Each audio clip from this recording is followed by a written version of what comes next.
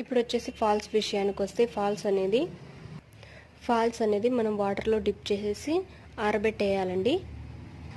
ఈ ఫాల్స్ అనేది మనం వాటర్లో డిప్ చేసినప్పుడు ఎలా పడితే అలాగా ఇట్లా ఇట్లా ఇట్లా అనేది ఈ విధంగా అయితే మీరు చేయకూడదండి.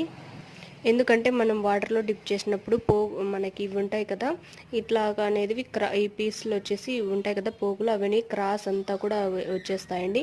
అలా వేస్తే మీకు ఫాల్స్ స్టిచ్ చేసినప్పుడు ఒక చోట సమానంగా ఉంటుంది, ఇంకొక చోట హెచ్చు తగ్గులుగా ఉంటుంది.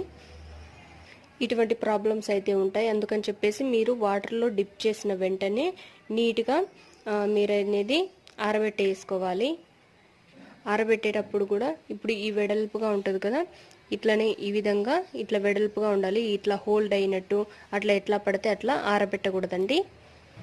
ఇక ఫాల్స్ మొత్తం కూడా డ్రై అయిపోయిన తర్వాత ఐరన్ అనేది కంపల్సరీగా చేసుకోవాలండి. లేదు మీ దగ్గర